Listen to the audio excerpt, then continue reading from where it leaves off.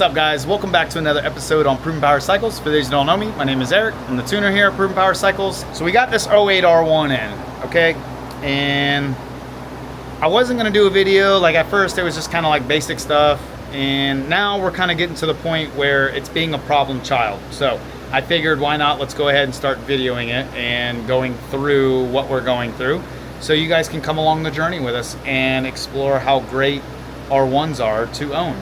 This bike came in originally, and the story is they went to install a Power Commander, a used Power Commander 5, and something happened and the electronics got shorted out, and they went ahead and brought us the bike, okay?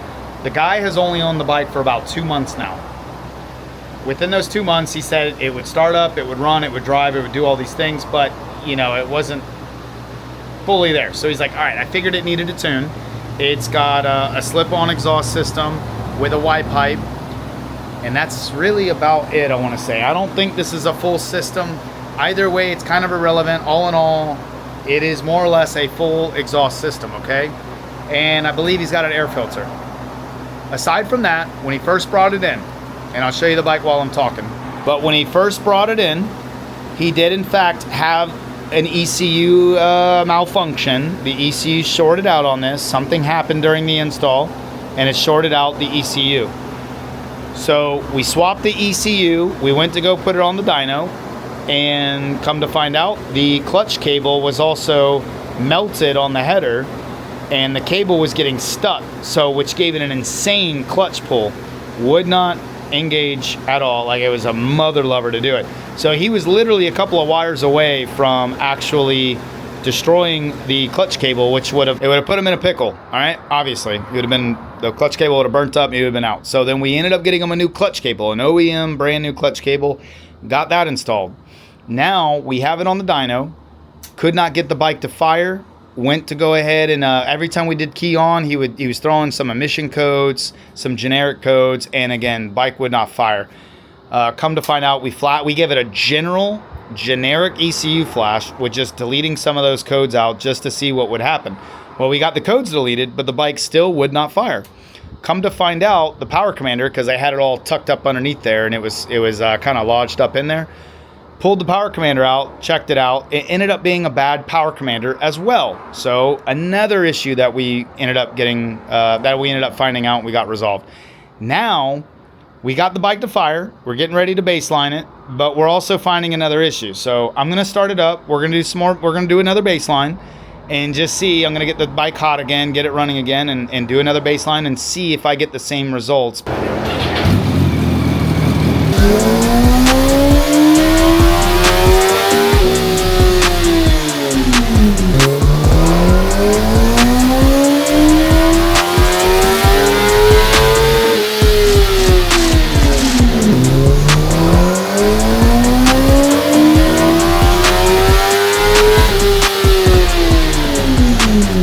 Just like what I was experiencing before, we have a really funky curve here, okay?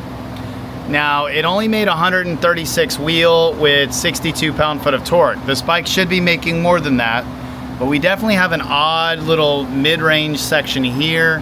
It is running, it goes from rich to lean to rich, very, very rich, back to like kind of where we need to be. So I'm gonna flash this ECU and actually put in a base map for the guy and kind of see what's going on with it and see if there's something going on in the flash, in the ECU maybe, but this doesn't seem like an ECU issue.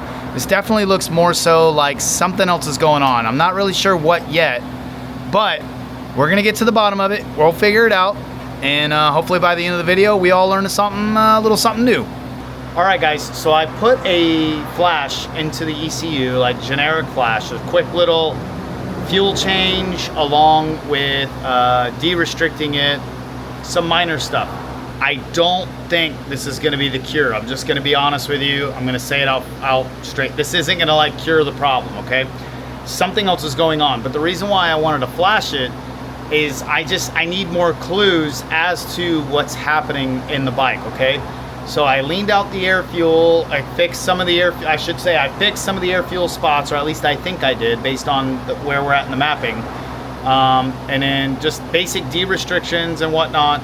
I'm gonna run it again. I just wanna see what is going on with the flashed ECU, see what the changes that we made in here, and kind of go from there. It's gonna give me more context clues, if you will. So we're gonna run it again real quickly, and then I'll reanalyze the graph, and I'll kind of let you guys know what's going on in my brain. So here we go.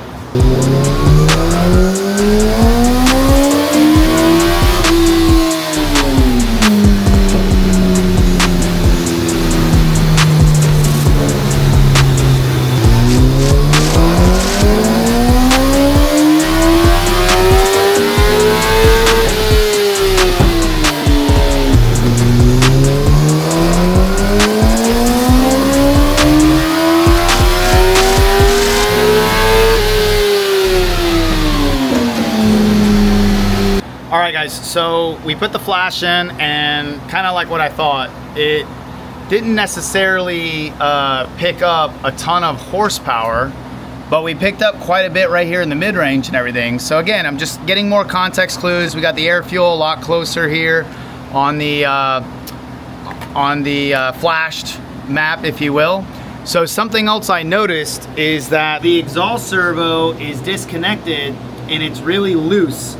So, OSHA approved method, I'm gonna have Lewis here, basically, I'm gonna have him basically hold that thing open while we're gonna do the dyno run, okay?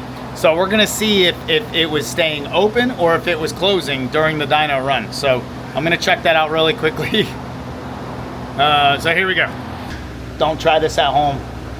If you have a dyno at home, don't try it at home.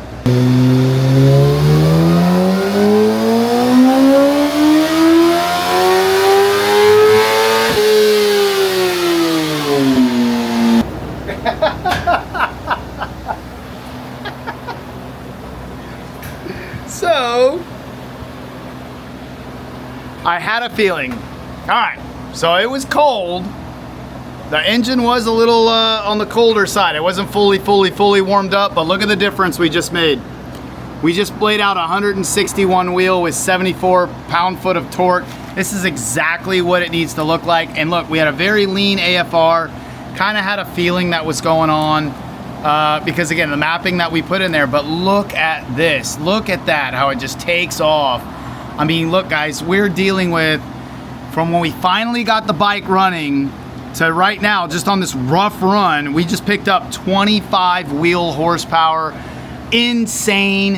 And we picked up 12 pound-foot of torque. Again, just off of this slight little modification, if you will, whatever you want to call it. Just doing that little test. So there you have it. Exhaust servo is being shut during the run from the vibrations.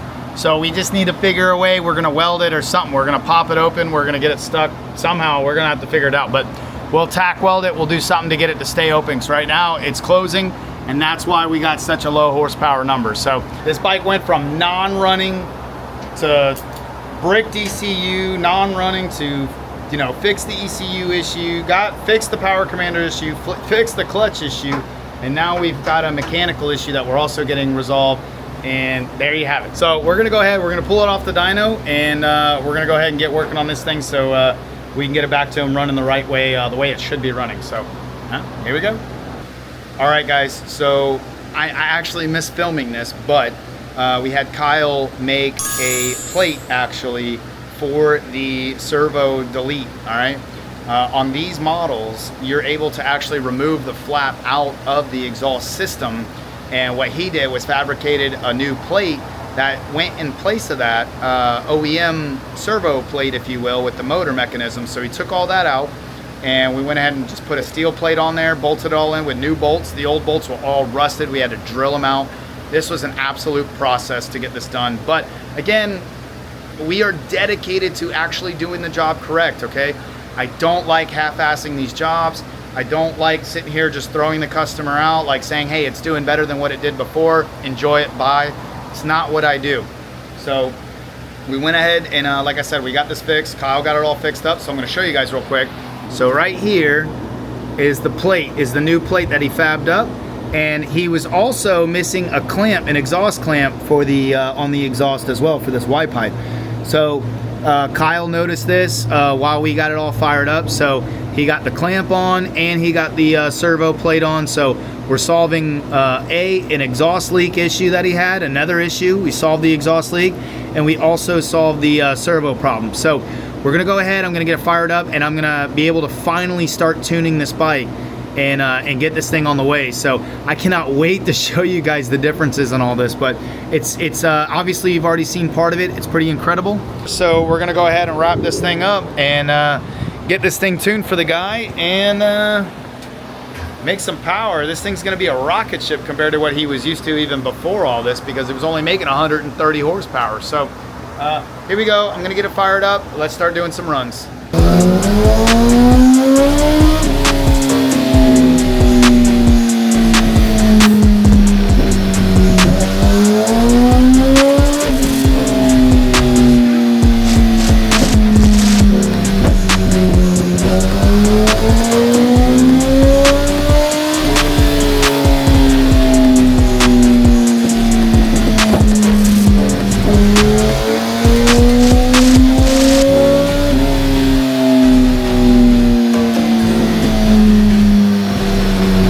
Got this pretty much figured out. The R1's getting wrapped up. I'm doing some final pulls with it, some final testing pulls, but all in all, problem solved. This guy's gonna be one very, very happy camper. I'm ecstatic, very excited for the guy. So we put a lot of hours, a lot of time, a lot of figuring out on this bike. So, but I'm glad, hey, it came in not running, having electrical issues, to not only running, but making more and more power as we go with this thing. So to pick up an additional, you know, well, you guys will see. But let's do some final runs and then I'll walk you through it.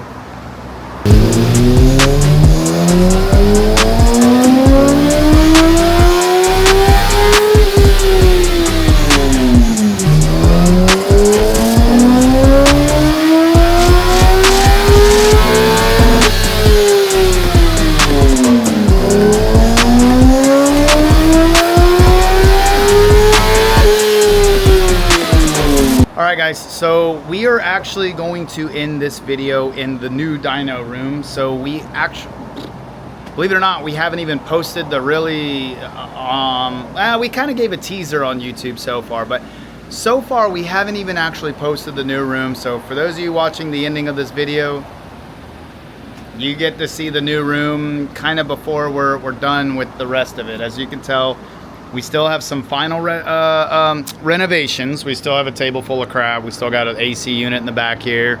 Still got to sticker up this wall a little bit here. So we still got some stuff to do, right?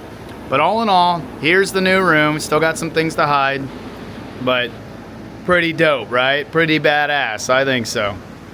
It came out pretty clean. So what we're gonna do though is we're gonna go over the final numbers on this Yamaha R1 and get you guys kind of the story on it. So here we go.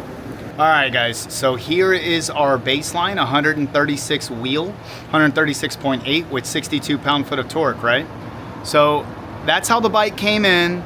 We went ahead and I went ahead and flashed it because I was trying to see if there was something else going on with the bike. I just wanted to see, did we make an improvement with flashing it and what all would change with the flash, all right?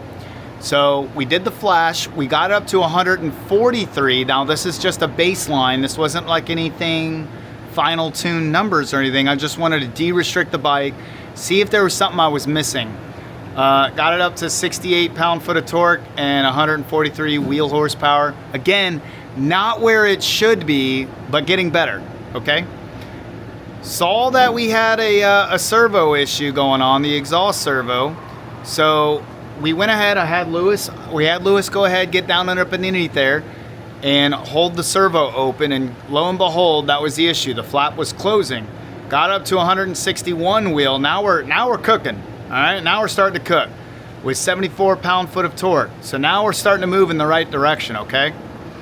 Once we had that finished, then we went ahead with the full dyno tune once we had it all rectified. And here are the final numbers. 164 wheel horsepower and 79, almost 80 pound-foot of torque, which is incredible for an 0708 R1, okay? So let's take how he came in and compare it to how he's actually leaving now. Look at the difference that we picked up here. So right here in the mid-range, he picked up almost 40 wheel horsepower in the mid-range going into the upper RPM, okay? 111 wheel to 150. That's a massive, massive jump. 58 pound-foot of torque to 78 pound-foot of torque, so 20 pound-foot of torque. This thing's gonna hit like a freight train when he leaves. So, and then here we'll target peak horsepower here, 164 wheel from 133. So again, 31 wheel horsepower gains up top as well. Just absolutely massive gains throughout the bike. So this is why you bring the bikes here. This is what we do. We fix the bikes and we make a ton of power for you guys. I mean, even 164 wheel in general for this kind of bike on my dyno is actually very, very good numbers. Very good numbers. So all in all, guys, I want to say thank you very much for watching the end of the video here. Like I said, new dyno room, very excited. We just showcased it. We're gonna do a full video about talking about the dyno room and everything. But anyway, on this video, drop a comment down below. Tell us what you guys think about the horsepower numbers. Tell us about the issues that we found. We saw that it's not necessarily a common thing, but it's also not a rarity with these exhaust servos to start going bad, those flaps. But you know, this was kind of a first one for me for the 0708 R1 platform. So anyway, drop a comment down below, like, share the video. If you guys are interested in getting any kind of work done here, call us 813-908-FAST, 813-908-3278. Also, you can reach us on our website at www.provenpowercycles.com. If you are interested in any ECU flashing dyno tuning, any kind of service work on your bikes, turbo kits, nitrous kits, all motor builds, whatever you guys want. All right, but that's about it. So thank you for viewing, and see you on another episode.